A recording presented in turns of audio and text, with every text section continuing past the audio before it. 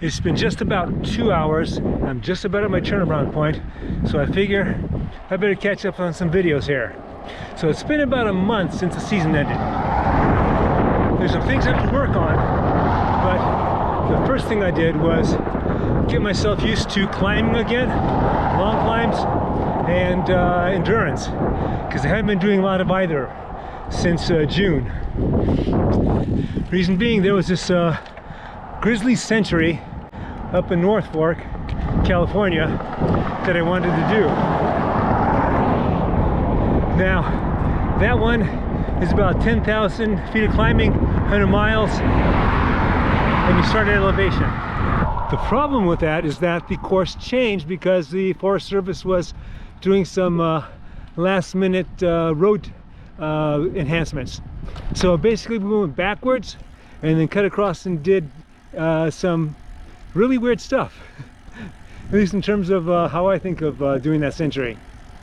So we started off early in the morning, and I didn't have a chance to warm up, because up there you just drive, you got to drive to location. It's kind of near where I live, but I got to get up early. You warm up and then you're climbing right off the bat. And I'm trying to hang on with some of my friends, including Natalia, who's using this as a test for the Giro de Rigo in Colombia she's going to be doing next month. So I'm trying to stay with her, and this is all within like the first 10-15 minutes. Try to stay with her, not able to stay with her. She goes on ahead, and so I stay back with, well, kind of stay back, because he catches up to me, and then he's kind of pulling me along, my teammate Steve M. We get to this long, after some climbing and then after some undulations, we get to this long 12-mile climb that has a lot of steep in it. Now Steve's not a climber, but he's been doing pretty well with climbing, but I was able to edge away from him. Not that I wanted to stay away from him, I just wanted to get to the top, rest a little bit, and then hang on to his wheel as much as I could, because he's riding very strong. Pretty much I'm by myself now. I'm following the arrows, and this one arrow turns to the right, and the reason the arrow is there is for this rest stop, which I didn't recognize as a rest stop. I thought it was just a bunch of campers there. So I continue on to this dirt road. I go about half mile, 3/4 mile, nothing. Dirt's getting deep. All of a sudden a car comes up with hunters. I flag them down. I ask, are there any cyclists up there? And they say no, haven't seen any. That means I'm on the wrong road. I turn back, finally get to the rest stop, see that it is a rest stop, and then have a bunch of cookies. The reason I had a bunch of cookies and potato chips is because they didn't have any powdered drink, any powdered stuff like Heed or Gatorade there. They have this electrolyte stuff, which I mistaken for a carbohydrate drink. Put too much in my bottle, but had to stick with it till the next rest stop. My legs are killing me at this point, because while I can do endurance because of my lifting that I'm doing, you know, deadlift, squats, etc. When I start to go above that on climbs, then I really feel it, and I really did. I suffered for the first 60 miles because of the climbing, because we did about 8,500 feet of climbing in 58 miles. So yeah, I was suffering. You know, it is what it is, but this part sucks. This whole road. Oh. Oh. There's the river. Oh. Ay, ay, ay. I was like thinking that this was not a thing anymore, because I thought it was way out ahead. Yeah, I've never seen this road before. So. Oh, what's your name, by the way? My name's Steve. Join? Yeah. Steve, okay. I then met up with some others, including, they were from the Bay Area, including this one Joanne, and I forget her last name. Oh, but she's strong, so Usually I try to, when they were kind of like hanging back, I'd go on ahead, try to get the rest stop before they did, and she'd always run me down and pass me. She did that about 2 or 3 times. I finally make it to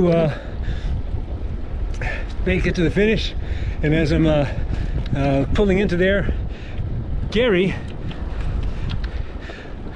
who probably came in first during that ride, is driving now to go home.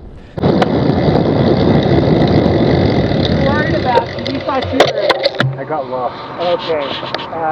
Because Steve thought you were ahead. Pulled the Bohamontes on him, I guess.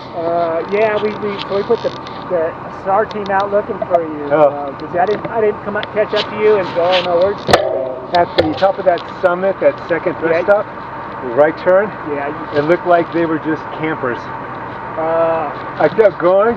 This is dirt. Shit. Okay. Well, I guess they said something would be. Eventually, a hunter with a couple hunters in a truck came up. Any bikes pass you? No. Fuck. Anyways, Natalia's in there, Steven's in there, so they got dinner for you. Okay. Thank you. He stops. He says that they're concerned about me because Steve M had passed me while I was on that detour, so to speak, and he saw that I wasn't at the finish when he got there, so they put the call out through the organizer to look for me. But there I was. Now that the Grizzly's done, what I'm doing is I'm focusing on things I focused on before but never followed through on. This time I'm going to follow through, and that's working on my flatland strength. That's a lot of endurance with tempo, and then increasing that tempo as the months go by. So today's ride, I'm about halfway through it, and there's a lot of tempo actually in this endurance, and I'm pleased. So what happened after the Grizzly, that was on a Saturday. On Sunday, ordinarily I do my squats and deadlifts, but I was so dead, my legs were so reamed that I just did nothing, needed to rest. I did my squats, only did my squats because of timing on Monday, and then Tuesday I did about a 2-hour workout that included 4x10 tempo, and those hurt. Those hurt because of the squats and Grizzly. Wednesday I took the afternoon off, went to go do the 4-lane, get some climbing in, just get my legs used to stay used to climbing before the rains come.